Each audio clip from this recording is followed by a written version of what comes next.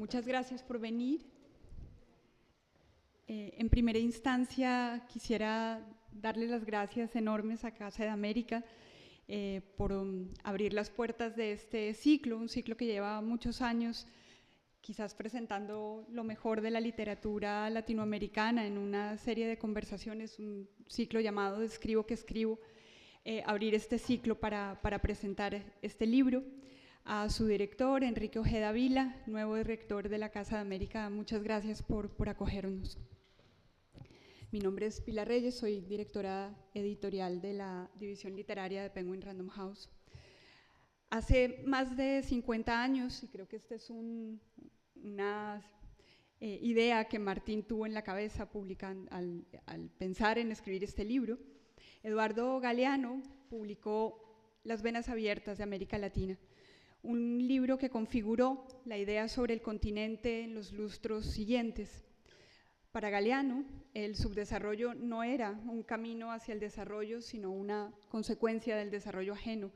Y esa tensión con el primer mundo marcó la conversación sobre lo que significaba Latinoamérica. En su famoso discurso de aceptación del Nobel hace casi 40 años, Gabriel García Márquez describió América Latina como una patria inmensa de hombres alucinados y mujeres históricas cuya terquedad sin fin se confunde con la leyenda, una realidad descomunal, manantial de creación insaciable, pleno de desdicha y de belleza. Para Alma Guillermo Prieto, quien lleva más de 30 años reporteando el continente, América Latina se trata de un inmenso país, uno solo, unificado por mucho más que su idioma, sus usos y sus costumbres. Martín Caparrós, que no es ambicioso en los temas que toca, el cambio climático, el hambre, ha decidido pensar de nuevo qué es América Latina, qué es América Latina hoy. Un continente, una utopía, un ensayo mal hecho de la modernidad, un invento obstinado de sus habitantes, un colectivo solo soñado como tal por el primer mundo. Hasta hace relativamente poco, América Latina era una región, sobre todo campesina, que se consolidó en pocas décadas como una región urbana, y ese cambio, unido a la pobreza y a la devastación cultural, dejó nuevos habitantes. Las ciudades, esas ciudades inmensas y grises, son las protagonistas de la mirada de Martín, como lugares desde los que hoy se puede escudriñar esa pregunta de ¿qué diablos es América Latina? Este libro surge inicialmente en unos artículos publicados por el periódico El País, en los que Martín fue viajando por todo el continente. Ese es el germen, aquí se encuentran en versiones más extensas y articulados como un gran ensayo, pero ese es el germen. A mí me parecía especialmente interesante ver esa América urbana, digamos. Estos artículos, en un diálogo en 1967 que nosotros acabamos de reeditar en Alfaguara entre Mario Vargas Llosa y Gabriel García Márquez, hablando sobre la novela y la relación de la novela con América Latina, García Márquez insistía en que había que contar América Latina con un lenguaje nuevo, de una forma nueva. Traigo eso a colación porque creo que Martín sigue esa tradición. Este libro es, creo, un invento, casi diría que un género nuevo.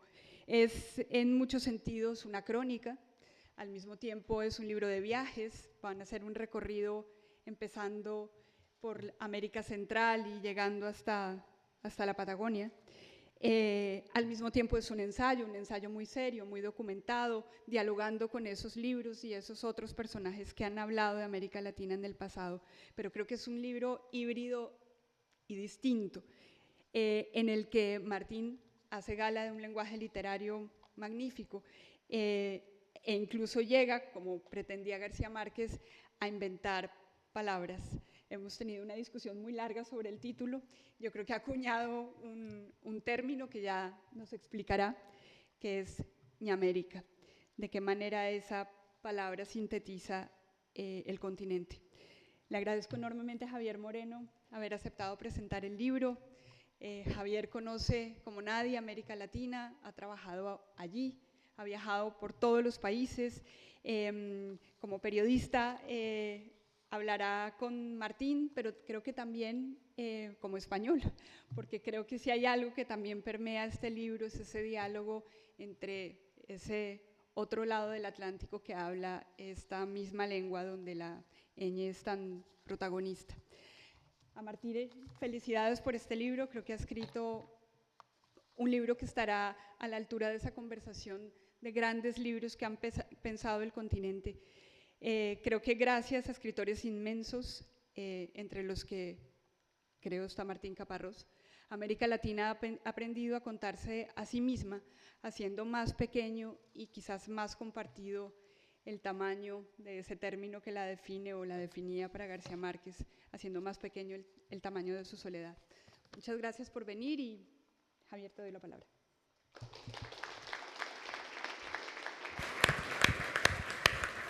Buenas tardes a todos, bienvenidos, muchas gracias por venir, muchas gracias Martín, muchas gracias Pilar por tus palabras. Como verán, estoy leyendo de un iPad unas notas que he tomado. Me hubiera gustado tener unos papeles como los de Pilar, pero en este mundo parece que es más fácil prescindir de la impresora que lograr que funcione y que imprima cosas. Así que lo tengo todo aquí en el iPad y espero no hacerme un lío. Me gustaría empezar, esto es un poco raro, diciendo lo que no es el libro. Muy brevemente. Pero espero que sea breve, sí. Muy breve. Porque parte de lo que no es. Porque además eso me va a permitir explicar lo que es, o explicar lo que yo creo que es, que Pilar lo ha apuntado y a mí me gustaría profundizar. Este libro, lo que no es, yo en 30 años de profesión he visto muchas veces la tentación de que un periodista publica en un periódico o en una revista una serie de artículos o de entrevistas o de reportajes y luego se encuentra con todo ese material y dice, bueno, ¿y con esto qué hago? Y entonces pues me invento una argamasa que una todas estas historias y tengo un libro. Y muchas veces esa argamasa es endeble, no ejerce de argamasa, no une nada y simplemente maquilla lo que no es un libro, es una colección de cosas. Bueno, y América es lo contrario. Luego Martín contará cómo se gestó, porque creo que eso es interesante. Pero efectivamente, como ha dicho Pilar, hay una base de reportajes que ya se han publicado, se publicaron en su día en El País semanal, y luego está la argamasa. Lo bueno es que esa argamasa no es una excusa para tener un libro, sino que es una argamasa fascinante, intelectualmente fascinante, y que surge de forma natural de los reportajes y de las historias que cuenta y que ya se habían publicado, pero que no solo las une, sino que les devuelve o las dota de un sentido, de un nuevo sentido, a todo aquello que ya estaba publicado. Lo enriquece. Los reportajes los convierte en otros. De tal forma que ustedes, aunque crean que están leyendo los mismos reportajes, porque las palabras y las frases son los mismos, no he tomado la molestia de checar, pero intuyo son las mismas. Son más o menos las mismas. Pero resulta que no lo son, Martín. Son otros, son mejores, tienen más sentido, porque tiene un sentido de ida y vuelta del reportaje, de la historia concreta, a la argamasa, al pensamiento, a la reflexión y también a la indignación, a la sorpresa, a conectar todos los puntos y de ahí de vuelta al reportaje. Pero insisto, esos reportajes cuando los vuelves a leer ya son otros. Me recuerda un poco, quizás Juan eso lo podría explicar mejor, aquella historia de Borges, de Pierre Menard, que quería escribir el Quijote, no quería copiarlo, quería escribirlo. Pues tú has escrito los reportajes otra vez y son mucho mejores que originalmente porque los has dotado de una altura que por separado no tenían, ¿no? Qué bueno. Entonces, ¿qué es Ñamérica? ¿Qué es Ñamérica? Pues el libro es muchas cosas. Como ha dicho Pilar, es una indagación sobre una idea, sobre la posibilidad de una idea, esa patria común de la que hemos hablado, el idioma, las condiciones de posibilidad de esa idea. Me hace gracia más el origen, y ya lo contarás si es así, la nostalgia de algo de lo que originalmente no sentías que formabas parte, porque bueno, Martín es argentino, o no es argentino, o ya no sé, pero todo parte de una reunión de colegas, amigos, donde descubres que todo el mundo comparte una cierta nostalgia por el Chavo del Ocho. Yo creo que aquí en España, igual, yo por lo menos los más mayores recordamos el Chapulín Colorado y los dibujos animados traducidos o doblados a ese español latinoamericano neutro y un poco blando, pero que nos acercaba al continente. Y Martín se pone a investigar esa idea, a explorarla, y va a sitios, y conoce a gente, y ve las condiciones en las que vive esa gente. Y te cuestionas a ti mismo y tus ideas.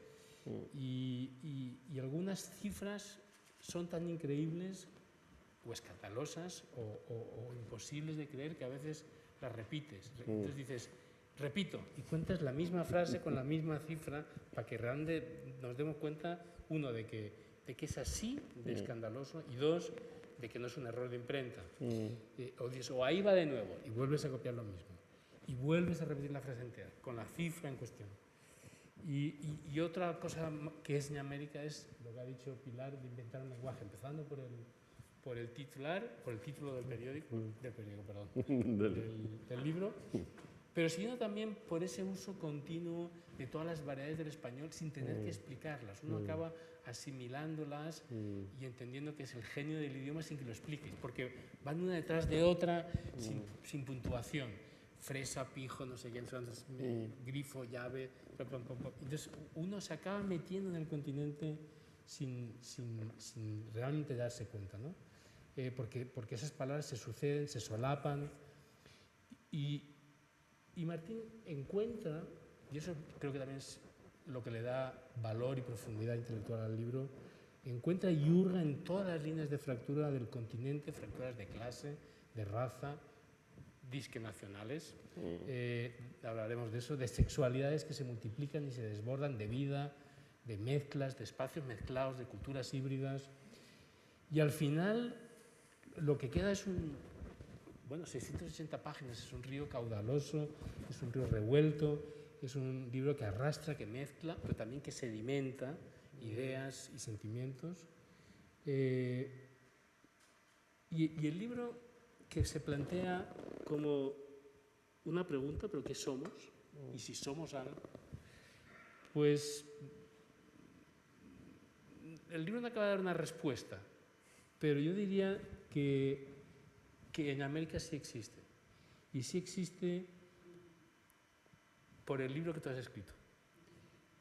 Y por la fuerza del libro y la fuerza de esas palabras que lo hacen existir, como en un pase de magia, ¿no?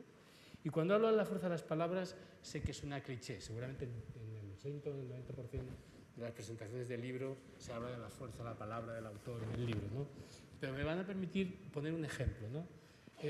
Se habla mucho de la pobreza, de los excluidos, pero incluso de la clase media y de cómo se maquillan las realidades, ¿no? Y en la página 230, cuando dices que llamar a muchos de ellos, digo, los habitantes de América clase media, es un gran eufemismo, un eslogan publicitario para ocultar la realidad, que siempre tienen un trabajo formal y pueden pagarse de momento una vivienda y lo mínimo, y lanzarse a base de deudas, y esta idea, que el libro está lleno de intuiciones de este calado, a una escala de consumo que lo confirme en su autopercepción. Son 11 palabras, pero con esas 11 palabras desmontas tantos informes de tantos gobiernos, de tantos ministerios de Hacienda, de inclusión social, de organismos multilaterales que hablan permanentemente de una clase media en continuo aumento, que maquilla completamente la realidad. Y desmontas eso en 11 palabras, Martín. 11 palabras contadas para desmontar ese libro. Y el libro es un hallazgo como este detrás de otro. 660 páginas, ¿no? ¿Cuántas, Pilar, cuántas palabras tiene una página? ¿300, 200 y pico? Esto tiene unas 200 y pico mil. Pues salen casi 200.000 palabras. Más. Intuiciones certeras, ideas no articuladas antes, un esfuerzo logrado, conseguido, de levantar el mapa de las desigualdades de América, de las mentiras, de las falacias, de los clichés. Y de nuevo me viene a la cabeza otra idea de Borges, que por eso el libro es tan largo. Es muy bueno, pero es largo. Porque es un poco como aquellos mapas de los que hablaba Borges, que a fuerza de aspirar a la precisión acaban por ser el mismo tamaño que el territorio que dibujan, ¿no? Ñamérica es el mapa preciso, exacto, doloroso de Ñamérica. Y Ñamérica, el continente o el universo o lo que sea eso, es Ñamérica el libro. Y eso es lo que quería decir para decir que es un gran libro, también es una cliché, es un libro importante. Y es un libro que Martín, que lleva, Adrián explicará cómo nace eso,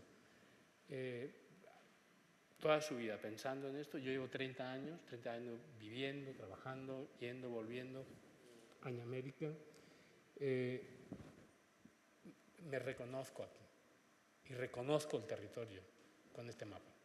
Y si ustedes no han tenido esa inmensa suerte, empiecen con el libro. No les va a defraudar, se lo aseguro. Y eso es lo que quería decir. Gracias. Muchas gracias.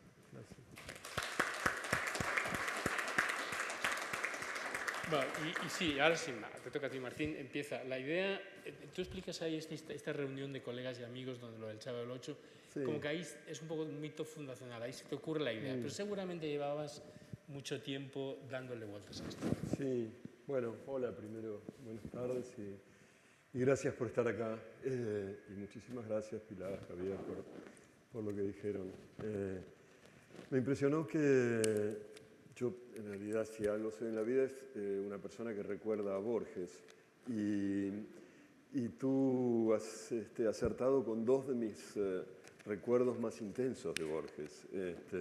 La cita de Pierre Menard es la que abre el libro que yo siempre dije que más me importó haber escrito, que es una novela que se llama La Historia y que empieza con esa cita, la historia, madre de no sé qué, de la que Borges dice que en cambio escrita, o sea que cuando la escribió que Cervantes significaba algo en el siglo XVI, etc., en cambio escrita por Pierre Menard en 1930 y tantos, bla, bla, bla, y cita exactamente la misma frase.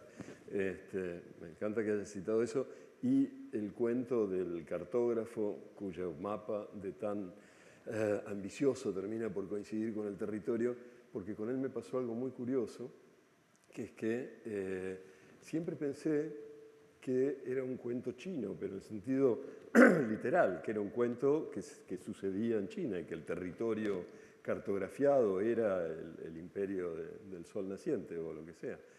Y una vez hace unos años, 4 o 5 años, me invitaron a un encuentro en Shanghái, tenía que presentar el Hambre, la edición china del Hambre, y nos pidieron en una parte del encuentro que contáramos, no me acuerdo por qué, que habláramos de un cuento que nos había impresionado.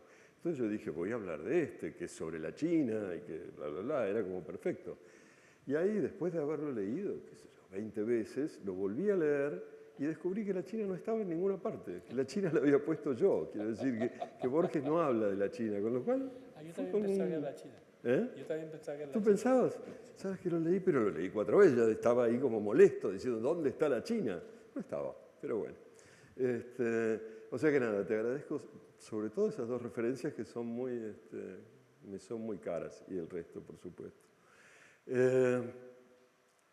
Yo empecé a andar por América Latina hace justo 30 años y tengo 60 y pico. Antes, bueno, viví unos años fuera porque me tuve que ir de la Argentina en el 76, pero en el 80 y tanto ya... Claro, volví del todo en el 86, o sea que estuve 4 o 5 años en que no fui mucho por América Latina, pero a partir del 90, 91 empecé a recorrerla mucho sobre pretexto de contarla, que es mi forma de justificar los recorridos. De hecho, la primera historia que aparece en América, porque yo decidí en algún punto que podía usar todo lo que había contado desde entonces hasta ahora, no como textos grandes, pero para incluirlos, para dar algún ejemplo, para dar algún movimiento o lo que fuera. El primero de todos corresponde a, yo creo que era abril o mayo del 91, cuando fui a hacer un reportaje sobre los campesinos cocaleros del Chapare, en Bolivia, y me encontré con que tenían un joven líder, así bastante carismático y bastante bastante dinámico, con el que me estuve charlando un rato largo, que se llamaba Evo Morales, que tardó unos 15 años en convertirse en otra cosa, unos 10 años en convertirse en otra cosa. Pero digo, desde entonces empecé a recorrer el continente,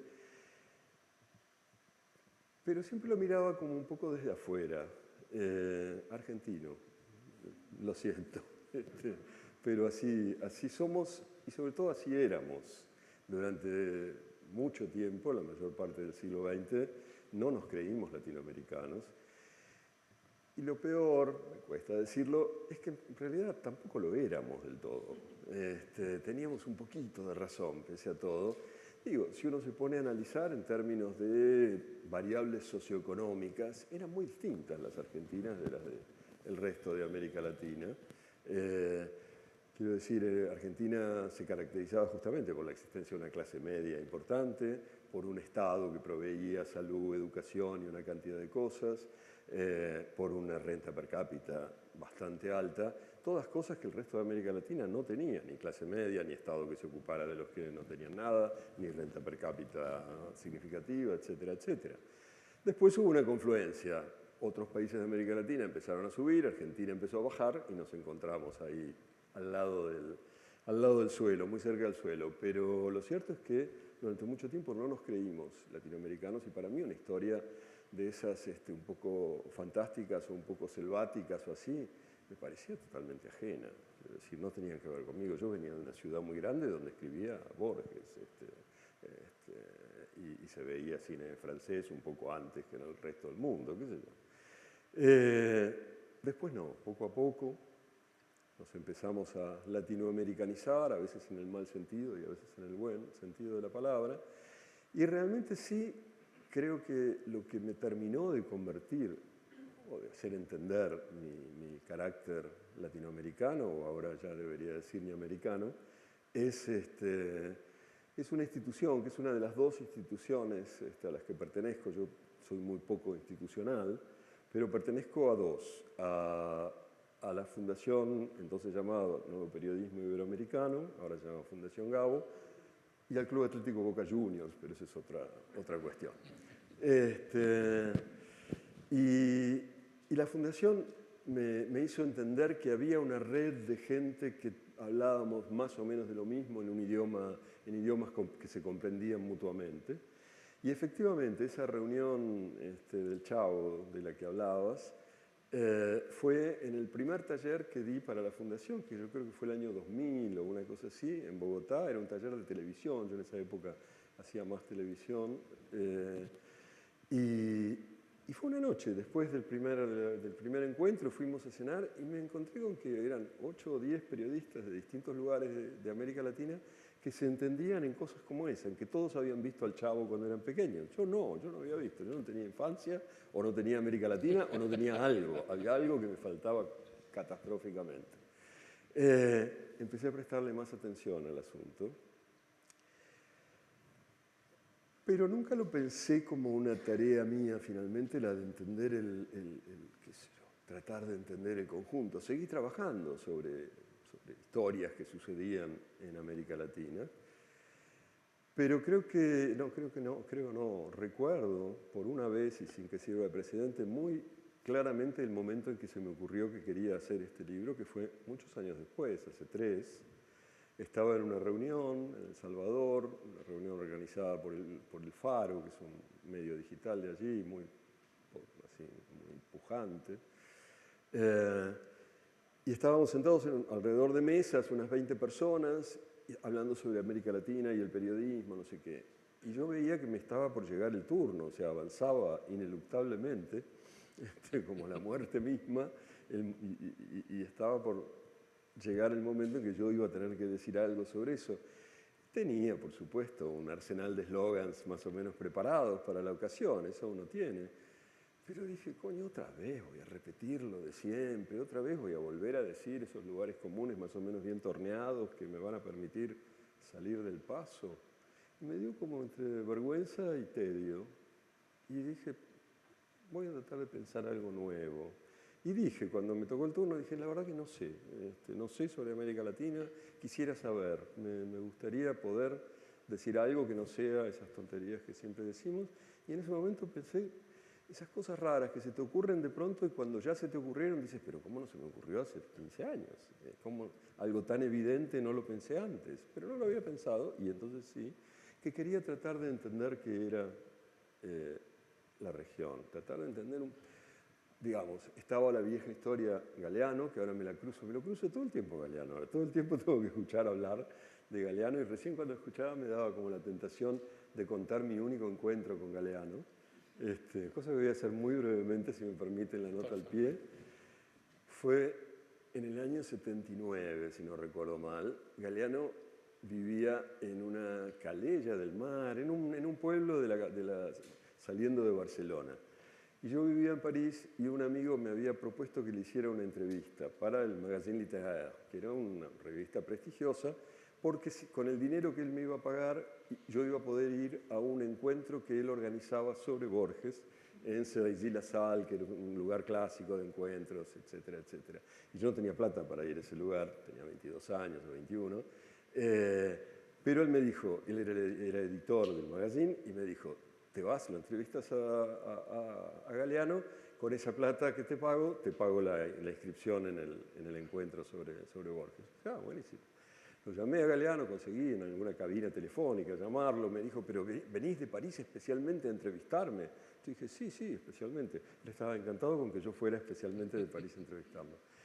Me fue a esperar, me tomé el tren, llegué a Barcelona, después me tomé el tren a Calella, me fue a esperar a la estación y me llevó al pisito donde vivía, que era muy modesto, realmente era un piso muy modesto en este lugar de vacaciones, pero fuera de temporada, ¿no?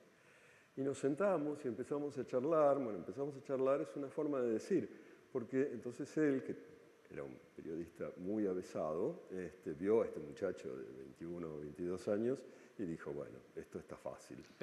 Y entonces dijo, bueno, vos querrás saber si yo no sé qué. Si me preguntás eso, yo te diría que tururú. Y si quisieras saber si no sé qué y no sé cuánto, yo te podría contar que tarará y piripí. Se hizo la entrevista, yo no tenía problema, yo lo que quería era el coloquio de Borges, no entrevistar a Galeano. Así que bueno, me volví con mi entrevista Galeano por Galeano par lui-même, pero filmada por mí, no sé, por algún error. La cosa es que ahora escucho hablar de Galeano todo el tiempo, pero me parece que su libro es uno de esos grandes libros que marcan una época. Lo que pasa es que marcó una época que no es esta, ¿no? Entonces, cuando se me ocurrió esta idea de, bueno, a ver cómo se puede entender una región que me parece no ha sido mirada en su conjunto desde hace mucho tiempo, por supuesto, pensé en Las Venas Abiertas, lo leí y dije, está bien, esto cuenta una región que ya no es en un momento que ya pasó, ¿no? O sea... De hecho, Martín, si me permites, yo voy a decir algo, lo digo yo, yo creo que, de alguna manera, en América, no quiero limitarlo a eso, no me gustaría que eso se quedara, pero en su línea argumental, en esa visión heterodoxa respecto, no a Galeano, respecto a ahora, es un poco el anti-Galeano. Es decir, las preocupaciones son las mismas, la pobreza extrema, la exclusión, la explotación, pero la mirada es tan distinta, es tan distinta. Y si quieres empezamos por una, porque estamos en Madrid y porque seguramente representarás esta presentación en muchos sitios en América y en cada país supongo que habrá que poner el foco en una cosa o en otra. Estando aquí, pues parece inevitable que hablemos de la conquista, lo que tú llamas la segunda oleada. La primera fueron la llegada a través del estrecho de Bering, en fin, cuando fuere. Pero de nuevo, quiero decir, el hecho es innegable y lo escribes con claridad, no hay genocidios voluntarios o involuntarios más brutales en la historia probablemente que lo que se conoce como la conquista de América, pero al mismo tiempo describes, yo diría que de forma crítica, por ejemplo, el último episodio de López Obrador sobre que el rey de España tiene que pedir, o España tiene que, o los españoles tenemos que pedir perdón por aquello.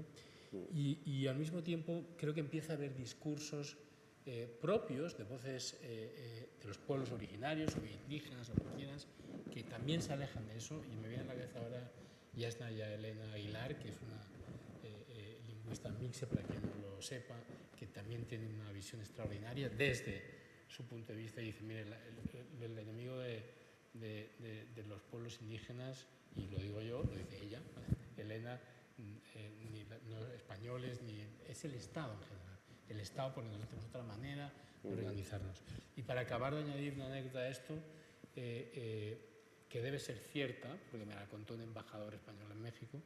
Entonces, es un embajador. Para añadir otra capa de complejidad a esa capa de culpa sobre culpa sobre culpa, parece que el rey, la primera vez que fue a México, sí, debió ser la primera vez, le estaban enseñando los murales en Palacio Nacional, donde se describe con mucho, o sea, se describe con mucha exactitud la violencia extrema de los españoles contra los indígenas. Bueno, entonces está todo el mundo sudando porque el relato lo estaba haciendo el guía o quien lo hubiera encargado dar la explicación, no ahorraba ningún detalle ni ninguna crueldad. Estaba todo el mundo nervioso pensando en el rey al final qué iba a decir. Y el rey al final acabó y impasible dijo, desde luego hay que ver cómo eran estos Habsburgos. O sea, él no se daba en absoluto por aludido por lo que ahí está pasando. Bueno, entonces... Con razón los echamos, dijo él, en 1700. Ya pues los echamos, ya estamos los Borbones y esto es otra cosa. Entonces, bueno, Martín, es curioso cómo abordas eso y de nuevo rompes con, digamos, una línea muy oficial, lo que está volviendo, y que no encaja con gente como Yasnaya Aguilar, que tiene toda la legitimidad, pero tampoco contigo, ¿no? Sí, el tema este bueno, obviamente es uno de los que más han vuelto últimamente al candelero, y habría que ver en qué contexto vuelve. Creo que tiene bastante que ver con esta idea de las políticas de la identidad que ahora están tan vigentes, ¿no? Pero más allá de eso, sí, yo estoy, digo, no hay ninguna duda de que la conquista fue uno de los grandes genocidios de la historia, como tú decías. Se supone que en los primeros 100 años desde que llegaron los españoles murió aproximadamente, no se sabe exactamente, pero entre el 80 o 90% de la población de América. O sea, es un disparate extraordinario, ¿no?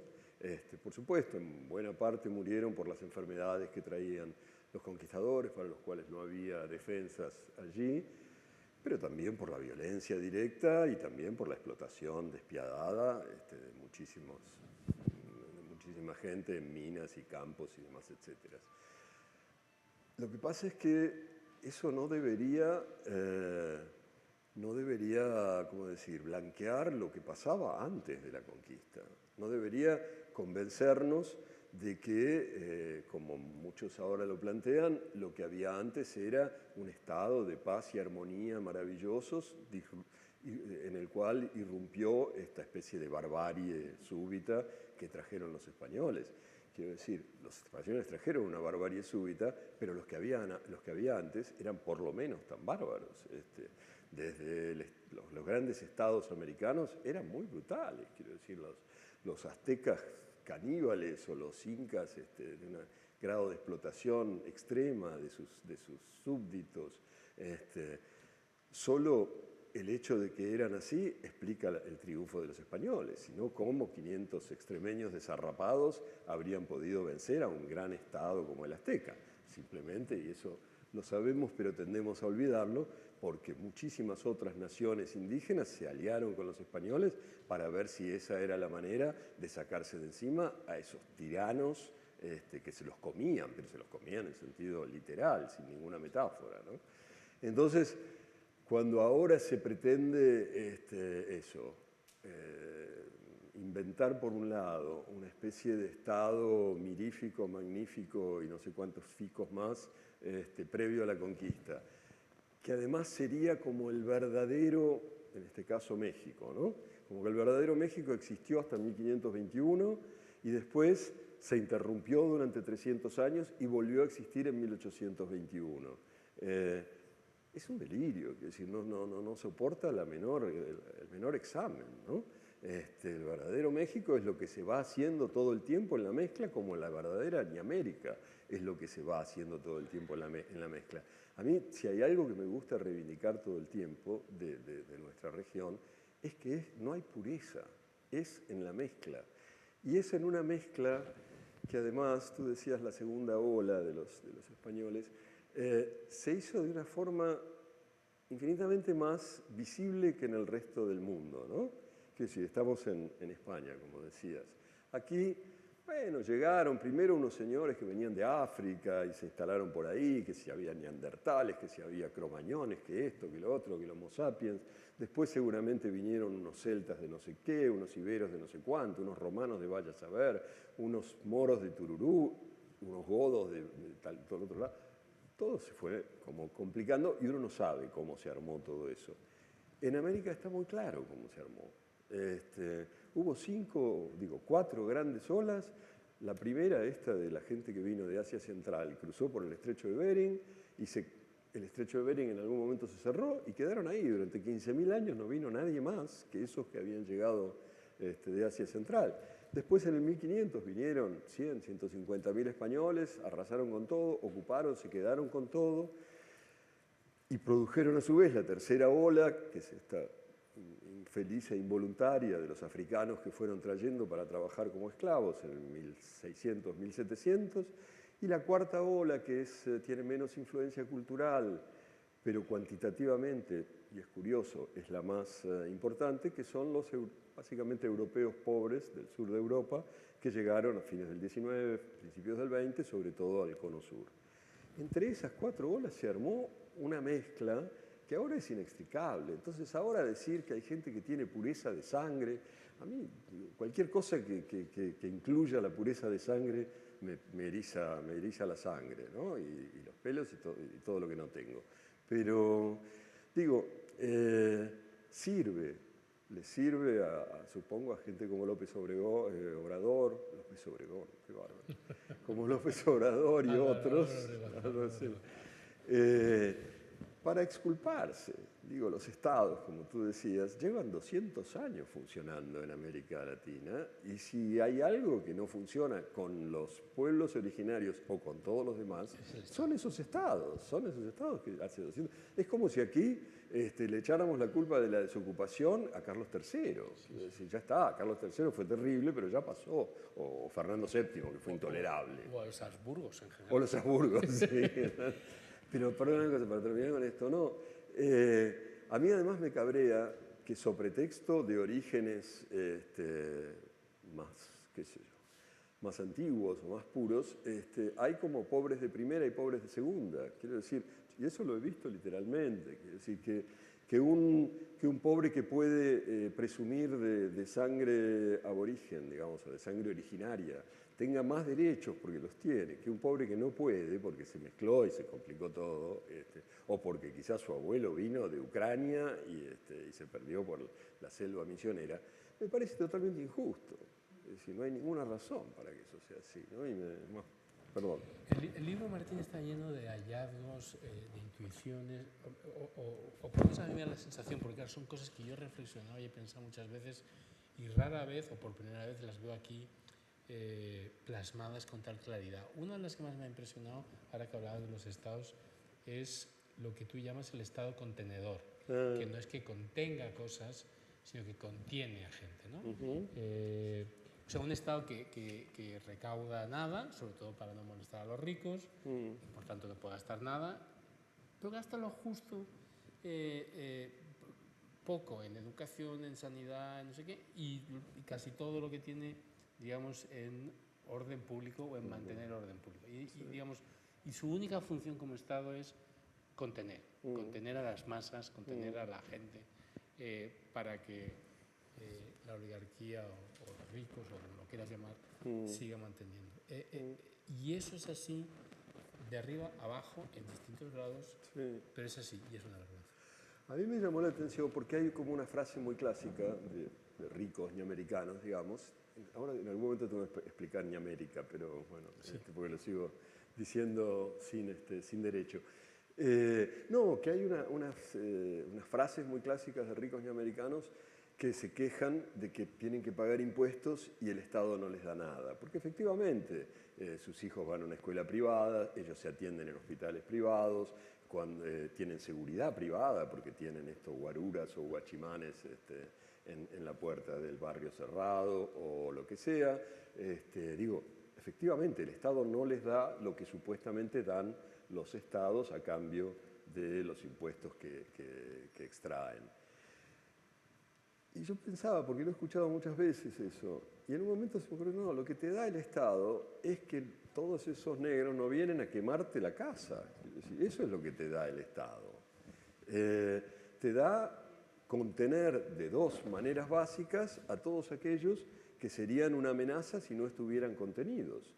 Y las dos maneras básicas, por un lado, son el asistencialismo, la idea de, bueno, te mando una bolsa de comida o te mando una tarjeta con la que puedes hacer algún gasto o lo que sea, por un lado, y por otro lado, la policía, en fin, los organismos de represión que cada cual considere necesarios.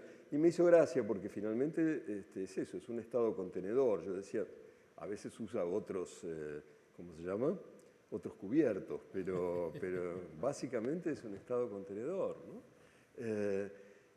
Y claro, así no funciona, no funciona. Vamos a volver a lo que seguramente tiene que haber sido mi primera pregunta. ¿Qué es ñamérica? No, yo me desvié con Galeano, me acordé, porque además estábamos sentados en un cuarto donde había unas dos camitas, una arriba de la otra, era muy modesto la casa, me vinieron todas esas imágenes. Aquella vez que pensé, bueno, quiero contar, tratar de contar y entender qué es la región, empecé a leer.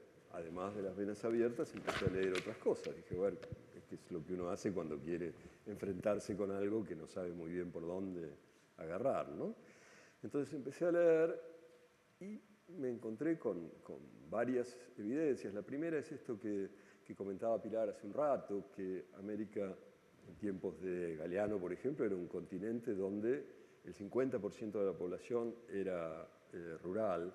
En cambio, ahora el 20% de la población es rural. O sea, en los últimos 50 años hubo un cambio radical en la conformación sociocultural de la población latinoamericana. Pero bueno, me encontré con varias cosas y en algún momento seguí tropezando una y otra vez con la sensación de que Brasil deformaba todos los datos. O sea, Brasil es demasiado grande, es desproporcionadamente grande. Y cada vez que necesitaba tratar de entender un poco ciertos datos, variables, indicadores sociales, económicos, incluso políticos y demás, me topaba con Brasil. Brasil desequilibra todo hacia lo que le pasa a él, ¿no? Porque sus números son incomparables con todos los demás. El otro día estaba haciendo una lista, Brasil tiene más habitantes que otros 12 países de América Latina juntos y tiene más territorio que los 5 países que le siguen en territorio juntos. O sea, es desproporcionado y es desproporcionado por un azar histórico, como muchas otras cosas, ¿no? Porque como el Imperio Portugués no lo ocupó, no lo parceló. Como lo único que les interesaba eran las 4 ciudades que habían puesto en la costa para explotar un poco de caña de azúcar y cosas por el estilo, y lo de adentro era muy complicado y era muy difícil de ocupar, entonces nunca lo ocuparon. Entonces cuando Brasil, ya en el 1888, tarde y mal, decidieron independizarse y abolir la esclavitud y todas esas cosas, se encontraron con que tenían un territorio enorme que nunca nadie había usado, pero que formaba parte de su herencia, digamos, ¿no? Bueno, esto hace que... Y además Brasil es como otra cosa, digo, no hablan el idioma, que parece una tontería, pero justamente lo que caracteriza a la otra América Latina es que somos 20 países que hablamos un idioma. Eso no pasa en ningún otro lugar del mundo, no hay ninguna otra región en el mundo donde eso suceda. Yo digo mucho, la India es un solo país y hablan 20 idiomas. Nosotros somos 20 países y hablamos uno. Es como... y Brasil no, y entonces hay una desconexión entre uno y otro lugar. Nos hablamos poco, nos miramos poco, nos leemos poco. No los conocemos, entre otras cosas porque, bueno, ¿por qué tenemos que conocernos? Tampoco es obligatorio simplemente porque haya una frontera, ¿no? Entonces ahí dije, me parece que para poder entender esto bien, tengo que sacar a Brasil de la ecuación y tengo que dedicarme a esos 19, 20 países que sí hablan castellano. Pero me faltaba un nombre para esos países, porque Hispanoamérica es patético. Con perdón, si hay alguien que aquí pueda sentirse ofendido por ello. Yo no. No, tú no, pero no sé quién. No, porque yo, ahora en una cosa que sale, un articulito que sale el domingo decía que Hispanoamérica es una palabra que uno solo dice cuando le pagan. Nadie dice Hispanoamérica gratis. Tienes que ser locutor o subsecretario de algo o agregado cultural, no sé qué sé yo. Entonces dije, ¿cómo lo llamo? Porque evidentemente América Latina o Latinoamérica incluye Brasil, Iberoamérica es peor todavía y además también incluye a Brasil. Y estuve un tiempo penando con eso, ¿cómo llamo a mi tema? Y un día se me cruzó la idea de la ñ y me pareció que podía funcionar. Quiero decir, es obvio que la ñ es el estandarte del castellano. Digo, el único idioma en que se le ocurrió la tontería de inventar un dibujito para dar cuenta de un sonido que todas las otras lenguas romances hacen con dos, ¿no? Francés y italiano es el GN, qué sé yo, el portugués es el NH, el catalán es el NI, etcétera, etcétera. A nosotros, algún monje raro, se le ocurrió la idea de poner ese... ¿Sabes que además lo averigüé? Era porque eran dos Ns, como en anus, por ejemplo, ¿no? Y entonces, como no querían escribir dos veces la N, le ponían la cosita arriba para decir, acá hay otra, pero no voy a tomarme el trabajo de escribirla. Y de ahí viene la ñ. Bueno, la ñ es el estandarte del castellano. Entonces dije, ¿por qué no tratar de llamarlo ñamérica? La América que habla en castellano. Y bueno, y ahí de error en error, aquí estamos.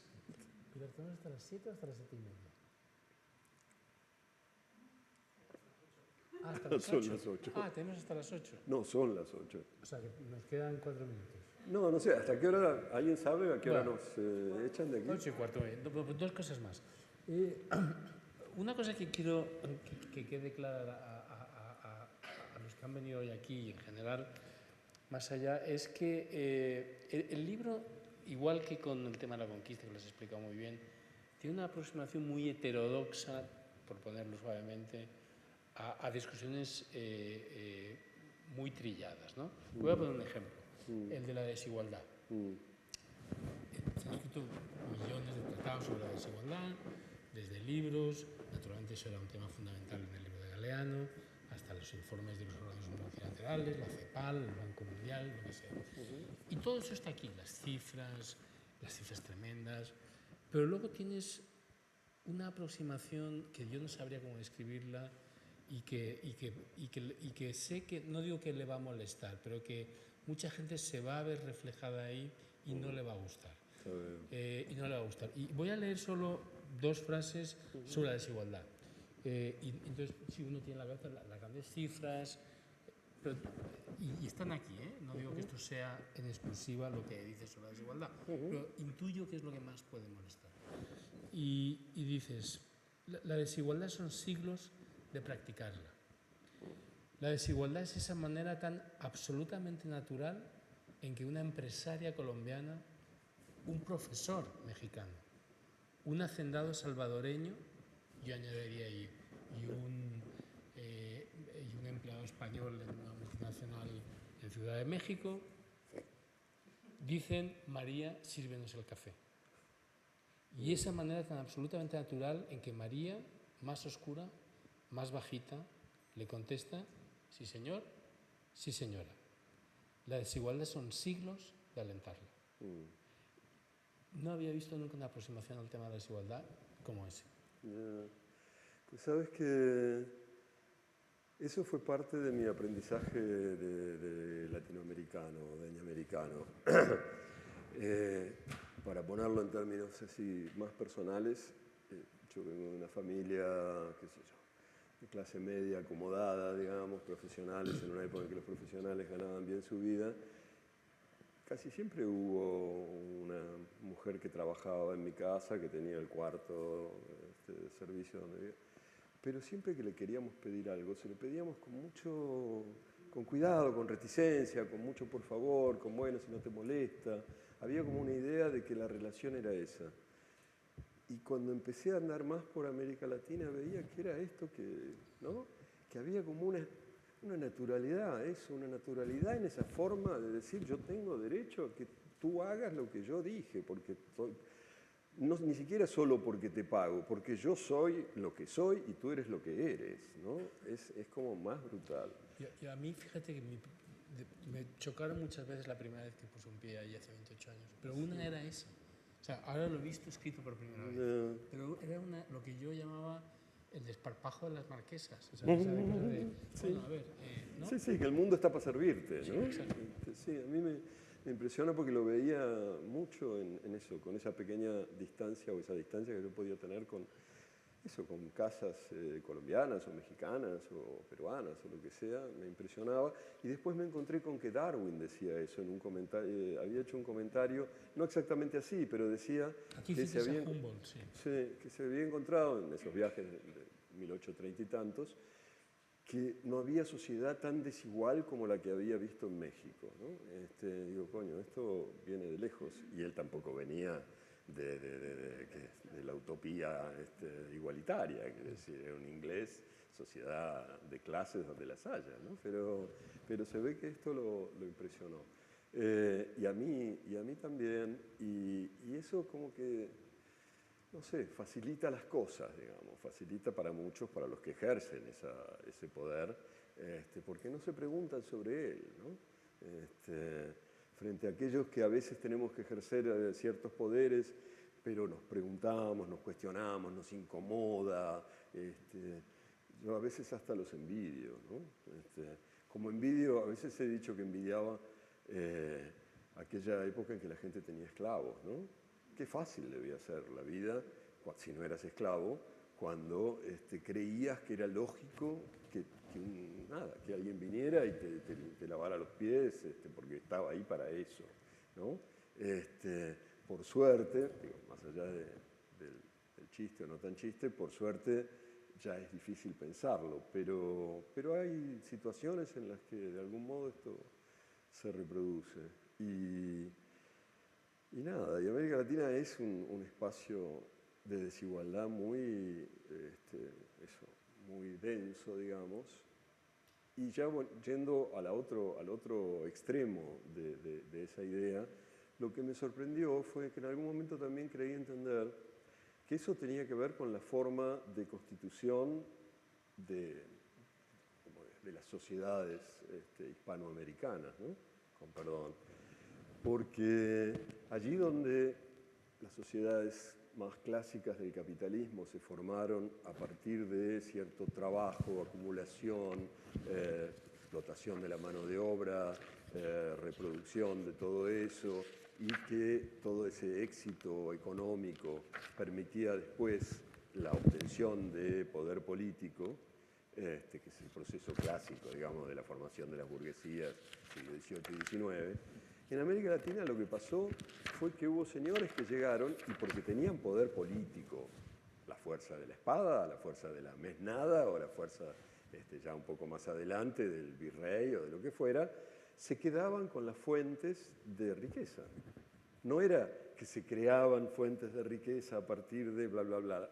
Como la riqueza era extraer y exportar, porque eso fue lo que siempre hizo mi América y sigue haciendo, como la riqueza era extraer y exportar, lo que se necesitaba para ser rico era apoderarse de esa mina o de ese campo o de lo que fuera, ¿no? Y eso produce un mecanismo totalmente distinto, porque además en la medida en que la riqueza viene de extraer y exportar, para empezar, no necesitas mercado interno, no necesitas que haya gente que consuma lo que tú produces, porque lo consumen en otro lado. Necesitas mucha menos mano de obra, porque eso es más, se necesita menos personas para hacer eso, con lo cual puedes darte el lujo, si tienes poder, de mantener una desigualdad mucho mayor. Porque no tienes que conseguir que esa gente ni trabaje, ni consuma, ni nada de nada. Lo único que tienes que hacer, y volvemos a lo de hace un ratito, es contenerlos. Y ya para ir acabando, Martín, el libro son 680 páginas. A mí no se me hizo largo en ningún momento, pero se me hizo corto en un momento, pero sé por qué se me hizo corto y tú también, y ahora va a salir. Que es el capítulo, el último creo que es La peste, ¿no? Que hay una frase con la que me gustaría cerrar este coloquio, inquietante. Pero antes de eso es, bueno, no sé cómo se titula ahora, pero es un poco como, bueno, alguna propuesta de futuro de cómo arreglamos, un plancito, ¿no? Un panfletito, creo que dice, o una cosa por el estilo. Y entonces me acordé de un chiste, que espero que sea un chiste, que es un señor mayor que está sentado en algún pueblo de Gales, perdido. Entonces van dos muchachos y le preguntan, oiga señor, ¿cómo llegamos a Londres? Y entonces el señor se pone a pensar, y al final dice, oigan, ¿saben qué? Yo no empezaría desde aquí, ¿no? Bueno, entonces cuando leí esta parte final tuya propositiva, que se hace corta, es, bueno, de América tal como está, para construir esa sociedad, yo no empezaría desde aquí, pero esto es lo que tenemos. ¿Es imposible gobernar en América? ¿Qué sé yo? Yo creo que hay... A ver, es imposible contestar tu pregunta, pero yo creo que lo que pasa es que no sabemos qué queremos en sentido literal. Por lo menos estos muchachos sabían que querían ir a Londres, y eso es una gran ventaja, aunque estés en un pueblo perdido de vaya a saber dónde, ¿no? Porque en lo que consiste tus próximos movimientos es en, bueno, tratar de entender cómo a partir de ahí te consigues un tren que te lleve a Manchester, y de Manchester te consigues no sé qué, porque sabes que quieres ir a Londres. Nosotros no tenemos ni idea, pero no creo que sea solo ni americano, creo que no tenemos mucha idea en general en el mundo de a dónde querríamos ir, ¿no? Yo siempre digo que hay a lo largo de la historia épocas que saben qué futuro pretenden y épocas que no, épocas que tienen un proyecto de futuro y épocas que, bueno, que lo han perdido recientemente y todavía no han podido construir otro, ¿no? Creo que estamos en una de esas épocas, por eso no pensamos el futuro como esperanza, sino como amenaza. Todo lo que pensamos del futuro es el miedo que nos da la deriva ecológica o los problemas políticos o demográficos o lo que sea, ¿no? Y eso, que es muy general, en América se particulariza y se agrava por el hecho de que hay muchas situaciones que no pueden esperar hasta que se nos vayan ocurriendo las formas en que querríamos que el futuro fuera, ¿no?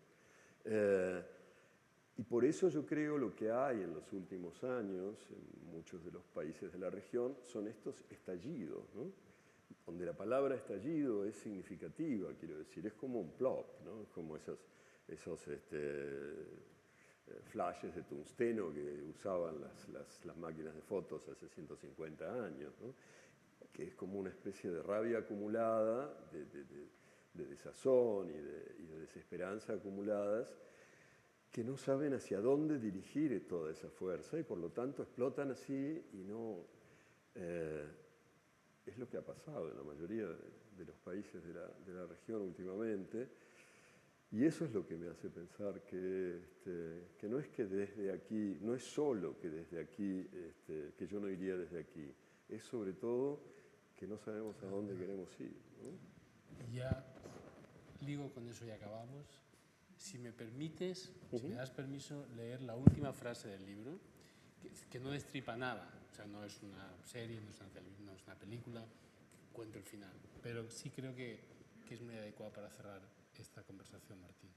Y dices al final, quedan para ir chequeando o checando, que diríamos en México, dos hipótesis contrapuestas, que los próximos años serán un camino cuesta arriba. Digo, todo esto es después de la pandemia y de los estragos del COVID, que digamos han acentuado todo lo que has contado en las páginas anteriores. Checar esas dos hipótesis contrapuestas, que los próximos años serán un camino cuesta arriba para volver a las condiciones prepandemia, o que la pérdida de esas condiciones va a provocar cambios imprevisibles. Todavía, por suerte, no sabemos nada. Ahí veo yo tu siguiente libro. ¿Ahora qué? Ahí veo tu siguiente libro. Ahí lo que ves es que dice Torrelodones, pero bueno, eso no. Sí, luego ha puesto Torrelodones, Judío 2021. Martín, muchas gracias. Muchas gracias Javier. a todos ustedes.